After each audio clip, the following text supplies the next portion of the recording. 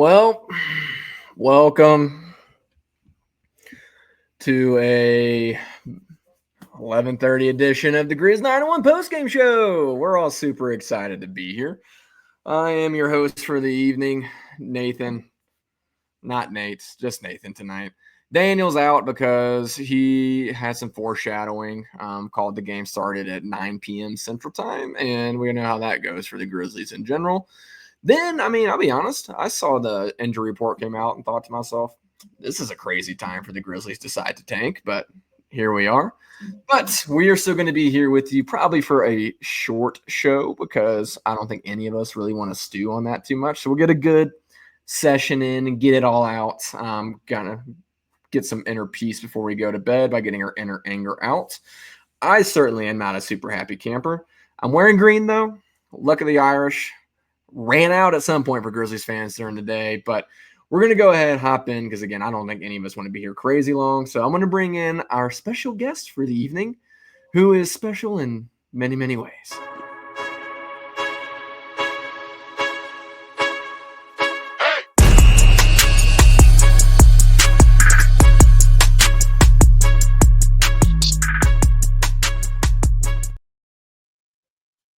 Hi, Ryan.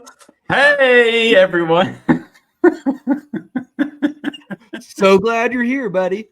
It's so exciting. Yes, I feel like we're bringing more energy than that Memphis Grizzlies team did. Oh, yeah.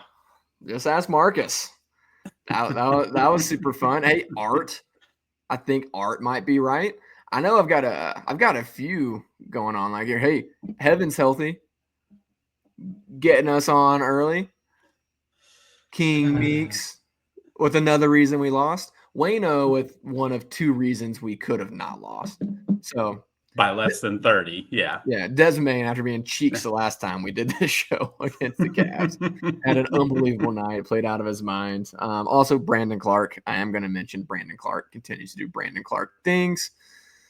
And then we got yet another reason that we think the Grizzlies lost tonight. There's a bunch of reasons, Ryan. So why don't you tell me what went wrong tonight for the Memphis Grizzlies? What didn't? I think the list is probably too long to really hit. We're trying to have a shorter show. I don't know the bullet points because that's a long list. They look completely disinterested, right? Like Jaren was terrible. Every role player was bad. Not having Ja, even someone like Scottie Pippen, who is an energy player, not having him. If Desmond Bane doesn't do it, Desmond Bane does. We get beat by 30 plus. Easy. Yep. And Heaven's healthy. That comment, I have that in my notes because that's a great point because they made that mini run in the third and they cut it to 4. And then immediately what happened is, even like everyone was disinterested, even the coaching staff, including Taylor. Like he was asleep on the sideline. We cut it to 4. We have momentum. We're rolling a little bit. Then the Kings come right back with a 2, and I think they hit a 3, and it gets to 9. Most coaches who call themselves high quality, the game situation. Does it change the outcome? Maybe not. But most good coaches are calling a timeout in that situation. No one is letting it get back to double digits. So after it gets to 9, 2 possessions in a row after you have a mini run, a good head coach, NBA head coach, a championship caliber playoff head coach, calls a timeout in that scenario to cut off that mini run from the Kings. But that didn't happen. Kings bring it to double digits. The Grizzlies have another mini scoring run, but it's too late. And so the Kings go on another run, and it's just even worse, and it just snowballs, right? Where if you call that timeout, instead of letting it get to 12 to 15 before you decide to call it, if it's around 9 and you have another mini run, then it's 2 or 3 points. You can absorb another mini run from the Kings. That didn't happen. So everyone was completely disinterested tonight. Jaren, I thought, was bad. And the coaching staff was really unserious tonight, I thought. As DC Cashville was saying, just had his arms folded. That's all he was doing. He's just standing there. He's not doing anything. Like, I'm not sure what would have mattered tonight, but I'm going to try and keep myself pretty PG because I was pretty not PG before the show started. Daniel's asking, is this a show from prison? It's called Yes. It's a West Coast game that the Grizzlies sucked in. So, yes, this is essentially a show from prison. Yeah. But left too many threes open, didn't stop the run like you and Heaven's Healthy were saying. A lot went wrong for the team tonight. I want to get back to that because I think it is a talking point that is apt for what we've seen a lot of lately. And I know I'm really interested to hear your take on a lot of it.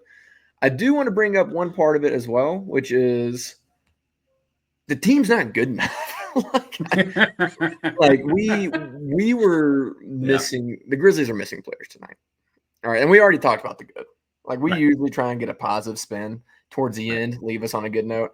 And happening tonight. The only two good things that happened were Desmond Bain and Brandon Clark.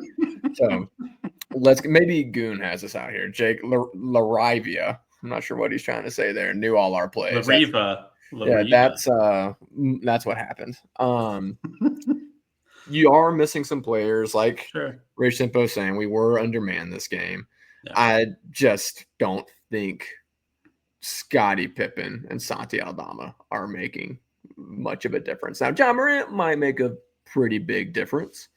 Outside of that, though, night in and night out, I'm watching this happen, which was, Rip Jitty. Jitty did have some good notes tonight. Thank you for coming in, Rip Jitty. I'll give you this. Jitty had some comments tonight. But the fact that we are here seeing it means things didn't go very well for the team overall. It's the barometer for how a game is going. Yeah, unfortunately, when Jitty's doing well, it means other things are not going well. So glad that we did see it tonight. But night in and night, there's just too many guys on this team you don't have to respect. Yeah. And we talked about it against the Cavs. It is one of those things that you try to sort of stay positive about who this team is. Just stay with what it is for this season. But it reaches a boiling point on games like this one and the Cavs game where we were watching it. You're like, you don't have to respect Vince Williams from three. Jalen Wells ended up shooting okay tonight, but has seemed to be looking like a rookie wall. For sure. Yeah. So you can say, I don't even believe in the rookie wall. Well, guess what? You hit it. And that's okay, right? It's okay. Yeah. That's like not a knock on him. It's like what happens to every rookie in the NBA. It's kind of the point where, Luke Kennard is just missing wide open threes. There's a point tonight where he had a chance to cut it to 11. No, to 14, I'm sorry. Misses a three. Jake Larivia gets a three in transition and puts him up by 20, which is just a hilarious thing to happen. Also, by the way. So you're looking at it's like, okay, if you don't have to respect anybody else, then Jaren's going to get three guys on him. Like you're going to get three guys on him in the paint. If that's going to happen, Desmond Bain's going to get doubled, which Des was just beating the double team by shooting the lights out tonight. Yeah. And so if that's going to happen, then you don't have to deal with it. I'm just sitting there and I'm sitting there watching this game and I couldn't help but think, God, give me Kyle Anderson and DeAnthony Melton back. And it's like run it back. Yeah, dude. I'm sitting there and I'm like, how have we gotten worse every single year since then with the team you could have just brought back? Yeah. There's nothing stopping you from bringing that entire team back. And you kept thinking, okay, well, it's for the better. Like, hey, they're going to get better and stuff. And it's like, dude, you've gotten continuously worse. You had Ja, Dez, Dylan, Jaren, Adams. And then you had Tyus, Melton, BC, Kyle, and Tillman. Does it even matter who the last player was? Right. Dude, you had that roster come in and somehow you've gotten worse and worse and worse and worse. Kleiman has done such a good job at so many things, but dude, this roster is a failure. It's an utter failure at this point. So we're going to get back into the rest of it because it's a mess. And obviously tonight we're going to overreact. Listen, you can say, let's be balanced. Let's keep our heads about us. No, I just had to stay up till 11:30 Central Time to watch that. We're not going to have a level head. We'll have a level head tomorrow. But go into what you see with the roster construction for a minute now that I'm gonna hop off my soapbox for a sec.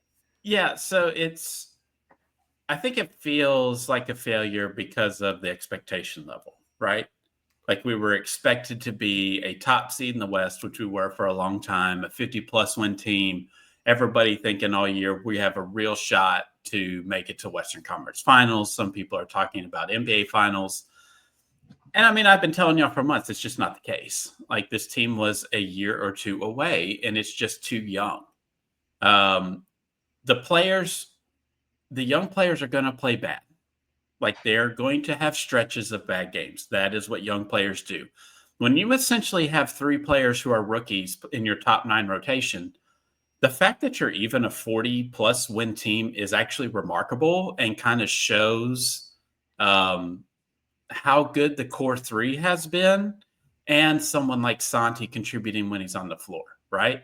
Because I'm counting Gigi in as a rookie. Reclassified, he should technically be in this rookie class to begin with.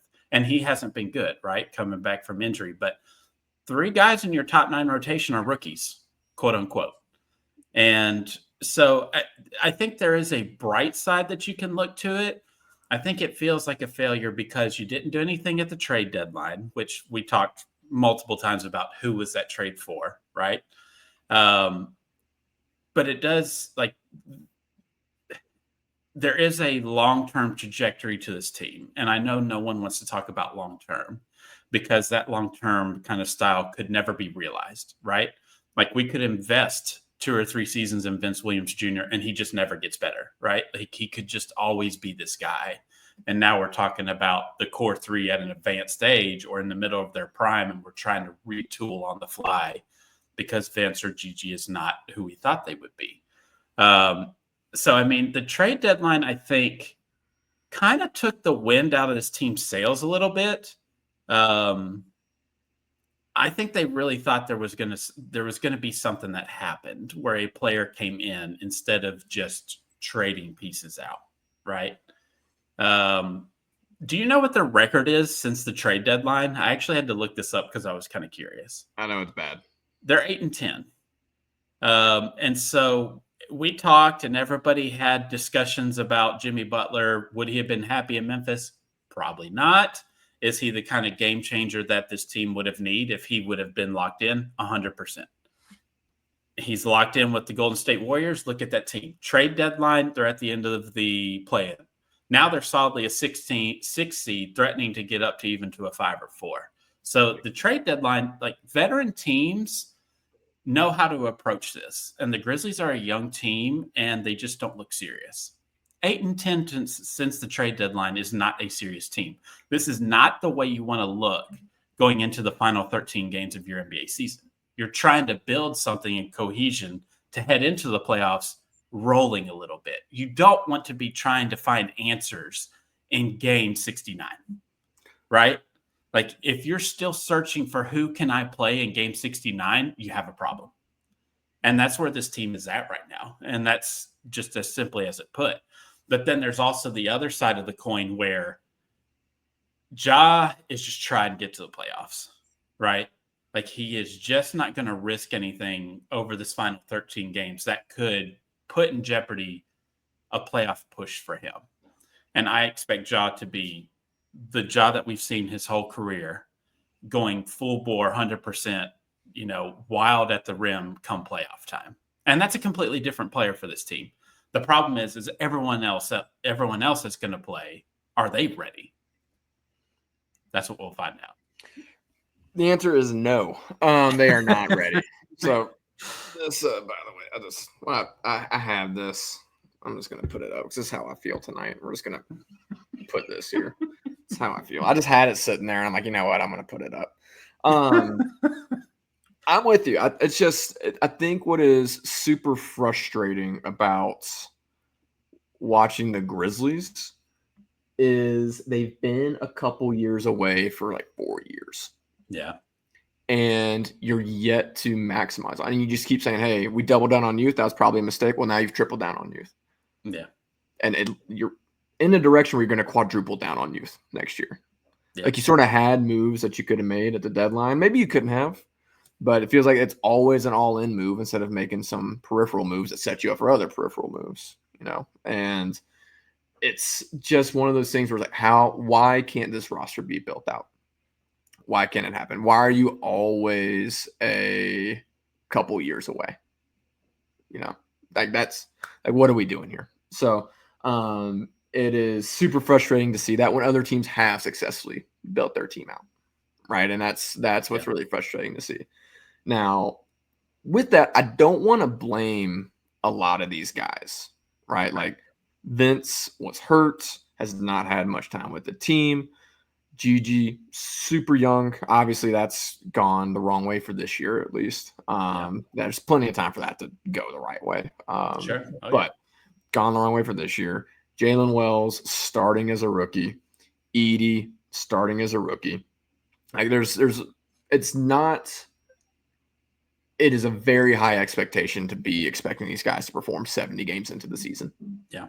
And their first seasons in the NBA or like very shortened injury riddled seasons in the NBA. So part of it's roster construction. The other part of it, though, is going to be these guys being led and developed and starting to feel confident in what they're doing. Yeah. And that gets back to what we were talking about earlier with coaching. Now, we are not the show that just constantly poo-poos all over Taylor Jenkins. A lot of that's because of Daniel, but all the same. It's not what we do here. We try and be pretty fair and objective. But I also watched tonight what you say about the run. Timeouts called too late. Rotations, I have not been as mad about as of late, but I've been messy in the past. But it's still the overhelping. It's still the lack of discipline and execution. It's still guys being confused, and they're not really being much going on. It's just, hey, go get us a bucket, Jaron. Right? Now, I am been called an absolute hack. That has happened before, so maybe I'm just a hack. With that in mind, you're not a hack. Am I crazy, or is there a lot of it that is saying, like, these guys also just don't know what's going on and seem like they're disinterested and have no discipline? Yeah, so that's difficult because there is two sides to that, right? Like any team that is coach-led, like if the coach is the one that has to fire you up and get you focused, that is an inherently poor team, right? Good teams are player-led. And there has been a lot of times this season where we have been void of a player-led person, which is insert why I think Kleiman liked the idea of Marcus Smart. Marcus Smart body is just done, right? Because that is someone who is a vocal, physical presence on the floor that is a leader. That is what you got with Dylan Brooks, for all the warts that Dylan Brooks had. A vocal, physical person. Maybe you don't want to follow him, but he is someone that will get you going, right? And between Ja, who is probably considered, Ja and Bane, the most physical or the most vocal leaders on this team, Ja has looked disinterested most of the year. Bane has had lulls to the season where he hasn't played well, and that's affected his being vocal. That's why I'm like, let's just get to the playoffs, because I think that will come back, especially from Ja, with Bane, with Jaren, the focus and drive to get there. Like, this is a team that has been successful every year that they've been healthy, right? They've gotten to the playoffs. Their whole regular season was we played harder than everybody. They got to the playoffs, their legs were done. And I think they're just trying to get there. They've got, 13 games left, something like that. If they win 6 more, that's probably a win, if we're being honest, right? If they can get to 49 to 50 wins, that is probably good enough to stick in that 3 to 5 range. So you're really honestly only looking for 6 more wins, 5 or 6 more wins out of the last 13. So I don't think this is going to turn around, is what I should say. I think this is going to be ugly all the way to the end. And then all of a sudden, we're going to see the Grizzlies that we're accustomed to seeing come playoff time. But I'm not worried about the core 3 and BC. Everyone else is the concern. Yep. And this is where it kind of goes into Taylor's part and the coaching staff part. like Lamar Stevens, I'm just going to use Lamar Stevens as an example, not trying to prop the guy up or bury the guy or whatever, but Lamar Stevens is a perfectly adequate NBA player as your 10th or 12th man, right? Too many times, what Taylor does is if someone has a bad stretch of minutes, they sub out, you never see him again, right? Like Gigi is a perfect example of this. Gigi is 100% struggling. He's 19 or whatever he is, right? Like he's 19 or 20. Let the guy play through the struggles. You know, the minute you turn to someone else, this is why I think David Roddy, Jake LaRavia, all these people had trouble. Sure, they weren't good enough to really be big rotation contributors, you know. Gigi has that ability. And to not let him play through mistakes, I think hinders his development. And so now we're scrambling 68 games in the season and putting him in the G League. You know, that's just a classic mismanagement of talent. Like it just is. No one does that. No one puts somebody in the G League less than 15 games in the end of the season and is saying like, hey, you're going to help us in the playoffs still. So are we expecting Gigi to play at all in the playoffs? No. Like, not at this point. It's a complete mismanagement of that talent. Like, yes, he's missed half the season. It's been rough coming back. We knew it would be. He's got to play through it. Like, you've got to let the guys make mistakes. It's not like he's directly cost us games, right? That is where I have a problem with Taylor and the way he handles that kind of stuff. And I'm sure he's getting input from the other guys like St. Andrews and all them. But too many times where players that could help you and be consistent, like Vince, like Gigi, they play poorly in their 4-minute stint and they're a -6 or whatever. You don't see him again. Like it's the same thing with Edey. Plays okay. I thought he played pretty decent tonight, even on offense. He was getting absolutely roasted on defense. Shredded on defense, yeah. To be fair, it's a small ball lineup. It's his worst. Like it's the worst matchup for him. And a lot of these possessions he's playing with Brandon Clark. Like that has got to be the most amount of time he's played with BC all season, right? Yeah. But offensively, I thought he was really good. But he's getting killed on defense. Let's let him work through some things. The same with Jalen Wells. Like, let's let him work through some things. It's not costing us a 1 or 2, a 1 seed at least. And we're not in any danger of falling out of the playoff race. Like, let's let young guys get better because you're going to need them if you're expecting to do anything at all in the playoffs, which leads me to question if they even plan to do anything in the playoffs or not. Or they're going to use it as a rebuild transition year. That's going to be their excuse making after this is all said and done and we're kicked out in the first round in April. Yep.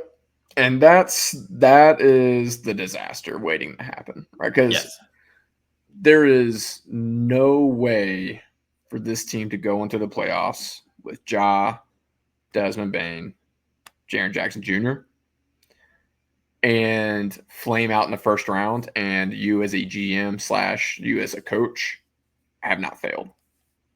And it's I do think it is a combination. I think it is entirely unfair to put the blame for anything that goes wrong with this season entirely on Taylor, because I don't think the roster's good enough. I also don't think it is entirely saying, hey, the roster's good enough because of what you're saying.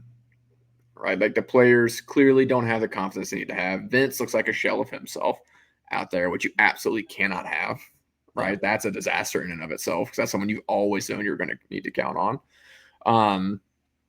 And at the same time, it means that you didn't put the guys around your core that need to be there, and you didn't help the guys that you do have get to the potential they need to be. It's a combination of all of it. Yeah. And that's what worries me. What you were saying at the very beginning of what you were talking about.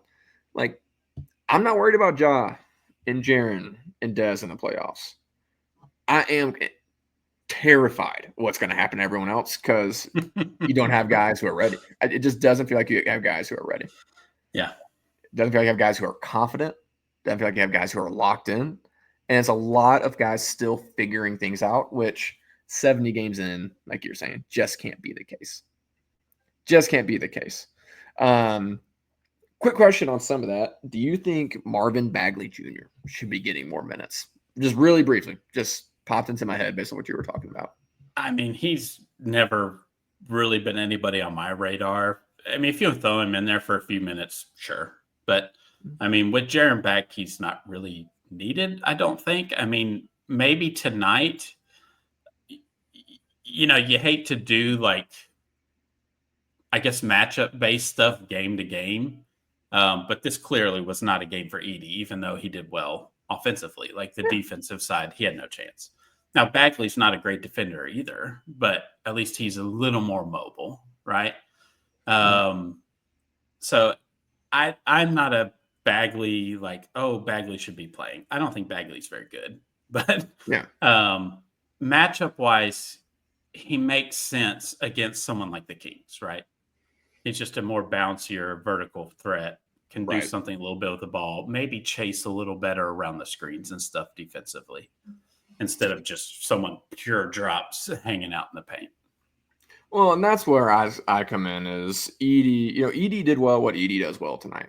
Yeah. Did well in the paints, rebounded well, I thought, when he was in there, got good position, defended really well in the paint as well, right? He had 4 blocks tonight.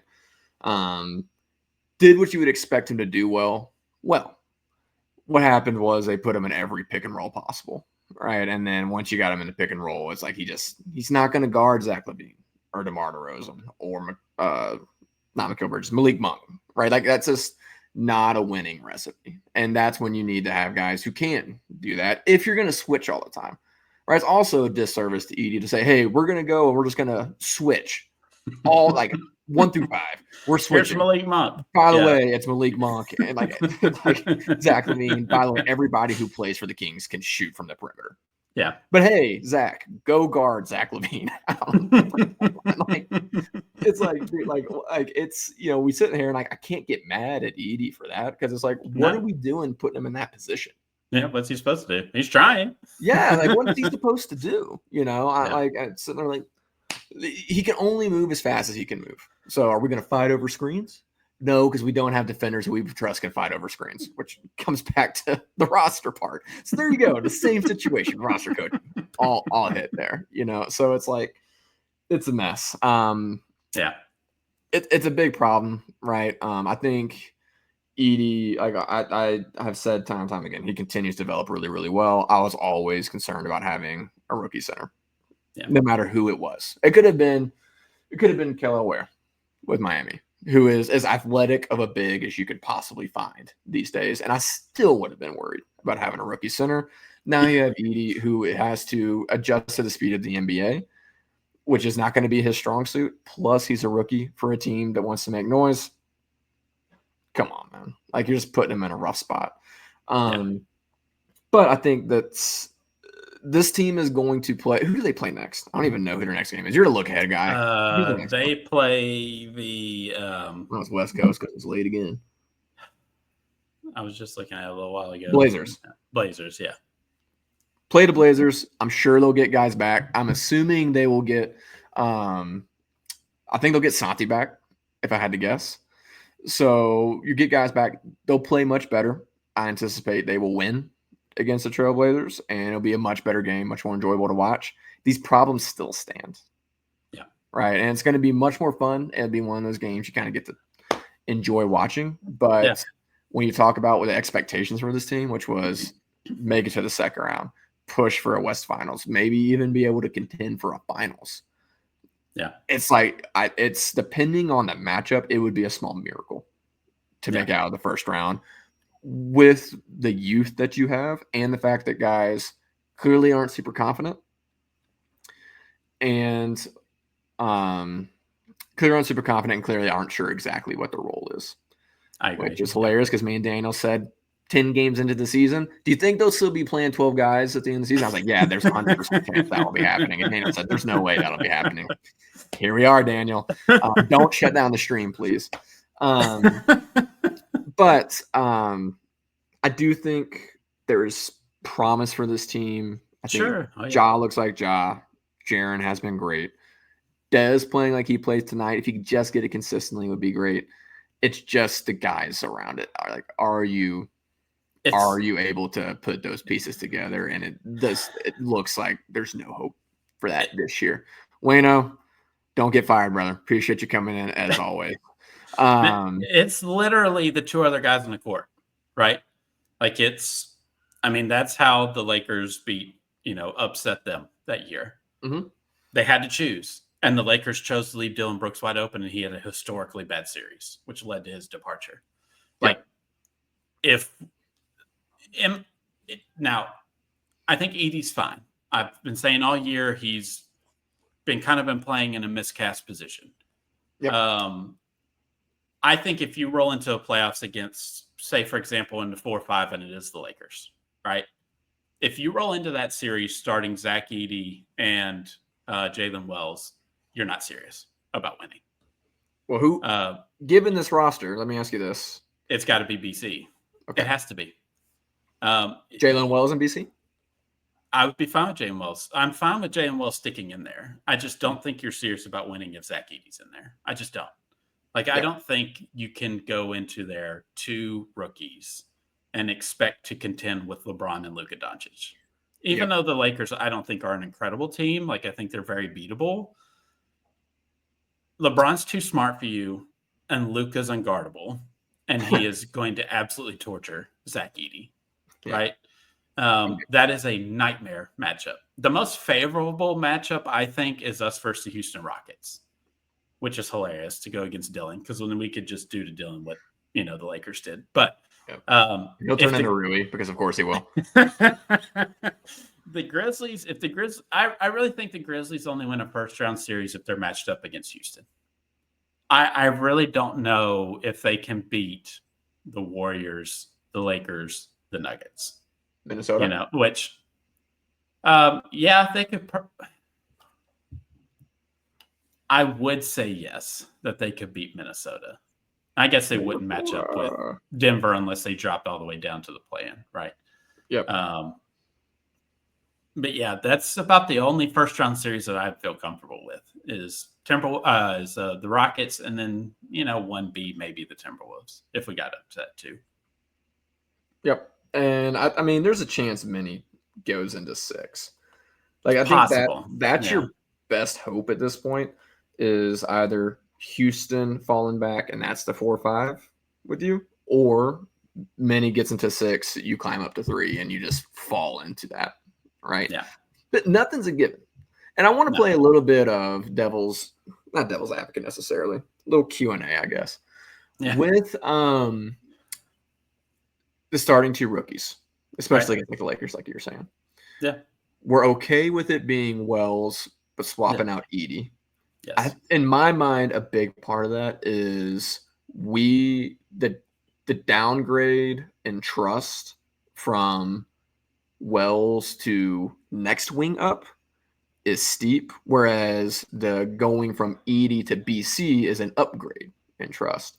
Now, if you had something like a Marcus Smart to put in there instead of Wells, would that make you more comfortable with Edey playing, or is it simply the nature of his weaknesses versus the Lakers' strengths that makes you say you're okay with Wells and not Edey? Yeah, I think that's probably where it would be. It's just kind of the nature of playoffs, right? We saw Steven Adams could not play in the Minnesota Timberwolves series. Mm-hmm. Yep. And it's just not bigs, just do not, especially at that size and not very mobile, just do not do very well. They just don't. Mm-hmm. And especially if they're got home court advantage, and they've lost game 1 every single time. They've lost home court every single playoff series they've been in. So you have to start strong. You cannot give up home court game 1. And Edey's probably going to struggle. It just is what it is. And it's like you said, it's not the fault of his own. He's the player that he is. And we know the history of playoff matchups. And that archetype of player typically gets played off the floor. I would rather do it in game 1 than find out in game 3 when you're down 2-1. Yeah. Right? That's what I'm trying to avoid is I don't want to walk into this losing home court advantage game 1, knowing historically the archetype of this player is going to be phased out as the series goes along. I would rather not have to go into LA and win a game 7, Right. or excuse me, play LeBron and Luka in a game 7 in Memphis. You know, I'd rather not do that. Well, and to So, be honest, you're dangerously close to not having home court advantage, right? You're yeah, right dangerously close there. to It could go either way. Yeah. needing to steal it. And there's a lot of indications that if you can't beat the Kings at this point, at this juncture, it's an indicator that it's probably going the wrong way. Also, Jerry, I know you've been here the whole time. I also know your name's Gary, but we decided this last time it's Jerry. I appreciate the Edie fandom. I really do. And like we said, there's so much that is not his fault about what's going on. And he's a rookie. It's a tough all around. If you think that Zach Edey is more trustworthy than Brandon Clark at this point, you just are a little bit blinded by your love for Zach Edey, which I can appreciate. Sure. I'm here to tell you, yes, currently Brandon Clark is more trustworthy than Zach Edey. Yeah, I think Edey fits better in second man lineups anyways. Like if we want to talk about a release point, he's a perfect release point for backup wings, right? Like he's a good release point for Santi. He's a good release point for Scottie Pippen Jr. And what kind of bigs usually come in on a second rotation on opposing teams?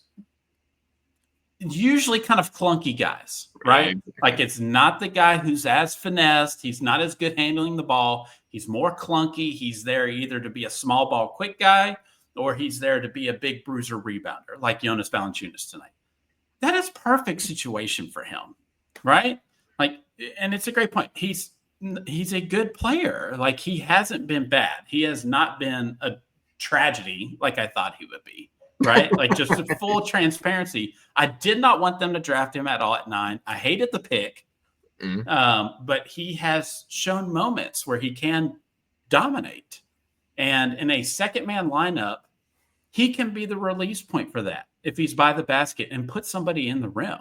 He's the 5th option in our first 5. Like he is not going to get the ball at all. Which his best ability is getting the ball near the rim and just dunking it. And that is what I think he's miscasted being in the starting lineup, especially in the playoffs, where he fits much better in a backup role in a playoff situation. Right. Which is, in my opinion, I could be wrong. It's also not to say that he's not going to develop into more than that. Right. Because he hit a couple threes. Well, it's not even that. And clearly, I mean, he was able to carry a team at the collegiate level. He has a lot of ability and talent. It is just a matter of being able to catch up to the speed. Like catch up to the speed of it, right? Like there's a few times tonight he just pass comes in, it's a bounce pass, he's just not ready for it. Or he's just not quick enough for it. And that's an adjustment. Right, that's not just Edie slow thing. That's a lot of rookie bigs in the league aren't ready for it. Bismack Biyombo still can't catch. It's like there's a lot of reasons for it. But he's as of right now fits better there. But again, I think any rookie center was going to be that way. Like that was how it's going to be. It's why well before draft season ever even came around, I was like, you cannot go into the season with a rookie center. Not only did they do that, they doubled down. They didn't get one at the deadline. No, they actually did, but they don't play him. Like it's just crazy. It's just crazy to me that you said, hey, we have John Morant and Desmond Bane and Jaren Jackson Jr., and we're going to go with a rookie big, which is a traditional disaster for any team trying to compete. And also it's the same thing as it is with Wells and Bentz and Zach Edey. You're putting them all in an unfair position and asking something that's unfair of them. Yeah. It is simply the case, right? So all around, I think there's a lot of issues with this team. I think that a competitive second round series would make a lot of fans happy at this point. I think that should be something you try and enjoy, but also should be a little bit disappointing to Grizz fans. It's not where this team should be, in my opinion, at this juncture. But I would be happy also, given the way the season's gone in a second round series. So let me tell you who'll be super happy about it is Taylor Jenkins and Zach Kleiman, because if they get destroyed in the first round, those seats are going to be like lobster hot. Taylor won't be able to sit. Like it's be molten lava. He cannot sit in a chair. He will. I don't think Taylor Jenkins can survive a first round flame out no matter how it goes.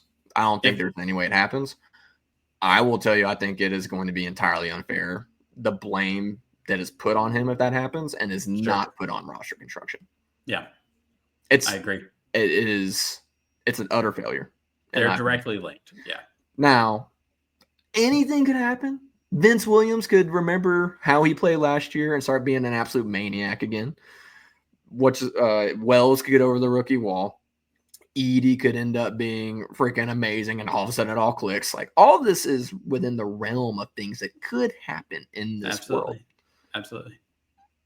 I would not put money on pretty much any of those happening. Just to be really clear. It's just the consistency of it. Like, you probably get one really good Edie game in a 7-game series, right? Yep. The other 5 or 6, fingers crossed, right? Like, yep. Vince, can he have 2 or 3 games? If Vince is awesome for 2 or 3 games, we probably win a series. Is Santi good? Is he going to be good the whole series, or is it going to be 2 or 3 games? Like, yep. It's just that consistency of the other 2 guys on the court, and the bench obviously can't fall apart, but the consistency is the thing. Like, we just don't. There's nothing that we're watching right now, like, which goes to your point, that makes you feel confident that you're going to have a consistent contributor in a tight playoff game. Yep. And honestly, I will say the one thing to be hopeful for is the 2 that you would count on are guys who are not playing right. Did not play tonight. And that would be Pippen, who I cannot believe that is who I'm saying, given how I felt at the beginning of the season. Yeah. But Scottie Pippen Jr. and Santi Aldama. Those are the 2 who, if you're going to get consistency from the guys you don't already have consistency from, that's who you think it would end up working out as.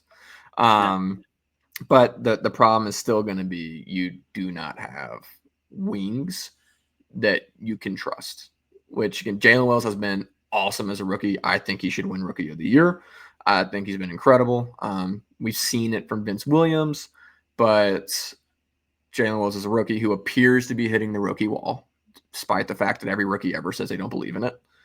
And Vince just doesn't look like he did last year. And whether that's the injury or lost confidence or whatever it is, something's missing that was there last year.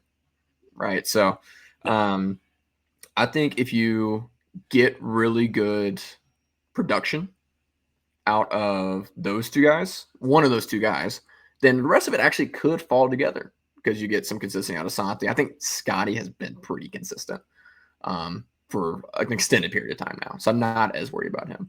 But if you get one of those guys to play really consistent, knock down shots, play solid defense, that could swing a series for you. Yeah.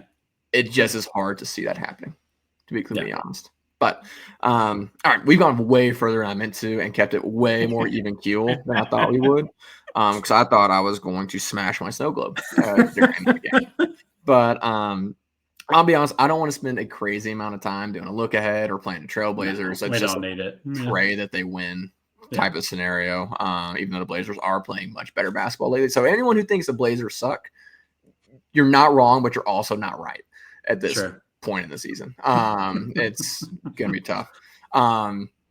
To all our Edie fans, appreciate you coming in. Don't know why you hate the Grizzlies, but appreciate you coming in and supporting us. To all our Grizzlies fans, appreciate you coming and supporting us. Ryan, we will not be back on Wednesday, so I do want to get your closing thoughts because I know there's a lot going on with this team right now. Do you have reasons for hope or reasons for despair for us? Oh, sure. I mean, anytime that you can almost win 50 games in a season, like, that's a lot better than, say, the Phoenix Suns, who cannot pass.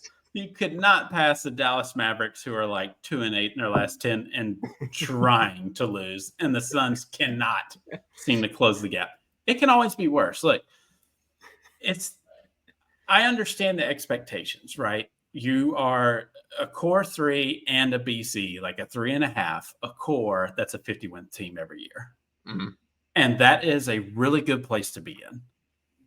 Now you've got to find the horses to go with them. And so they're just trying to get to the playoffs. So it looks really bad now, and it sucks. Like tonight sucks. Like to watch Jake LaRavia strip every one of our players. Like he just absolutely robbed Jaron on his post move. Sat on his right shoulder, which Jaron likes to get to, forced Jaron to spin left, and just took it. Like, but it's depressing that there's 13 games to go. This isn't going to look much better, I don't think, until we get to the playoffs. But just hold on. They will give you reason to love them again come the playoffs. And the energy and the effort, barring a disaster, will return. And we will love this team again. And they will be competitive. I promise you that. Yep. It is going to get more fun. It is definitely going to get more fun. You are going to see, and I actually said this months ago when we're like, what's wrong with Ja? I'm like, I think something is wrong with Ja. I think he is sad and probably a little bit hurt. At the same time, I think he is saving himself to go like just full berserker mode come playoffs. I think you're going to see him and Jaron turn up. I think Bane, if you get nothing else, Bane is always bringing the effort. It's outside of the Cavs game. It was a very weird game from Desmond Bane because he didn't seem to bring the energy that game, which he always seems to have. But Jaron will have it. Ja will have it. It's about horses come in. But that's not about tonight. We'll let them give us hope. For now, we're all with Marcus, and we are in total despair. And we are just hurting inside. But it just, Goon's got it right. This is why. Jake knew all our plays. That's the only reason tonight went the way that it went, is because it went our way. But it's only Monday, guys. It's only Monday. Knew all our plays. But all right, we're going to wrap it up. We don't want to go too long tonight. It is super late. Appreciate everyone hopping in. Again, we're all in despair. It's all going to not be desperate at some point. But we're going to see how it all pans out. There are absolutely jobs on the line. So if you think there isn't going to be some desperation and some hardcore basketball at some point, that is the one thing I think you're dead wrong about. Thank you all for joining in. All our we had a few Zach Edey fans in here who seem to hate the Memphis Grizzlies. Don't know why that, but appreciate y'all coming as well. We don't hate you. Everybody, thanks for joining in. That was a brutal night. It's late. Appreciate y'all hopping in. But we will be back Wednesday night for another late one. I'm not sure exactly what time that game starts, actually. Let's see. Another late one. Yeah, I was about to say. It's super fun week Daniel chose to take off. But it will be 9 p.m. Central Time against the Portland Trailblazers. Depending on how that game goes, we may start a wee bit early, but we'll be back regardless. I'll have another special guest on. Ryan, appreciate you staying up. I know you got kids that are going to wake you up early, so thanks for coming on, brother. Yeah, man, it was always fun. All right, we're going to get out of here. We're going to get some sleep. Suggest y'all do the same. The sun's going to come up tomorrow. It might be a little bit cloudy, but it's there. It is there. Everybody, be safe. Enjoy the rest of your evening. We'll see you on Wednesday night. Be nice. Tell your friends.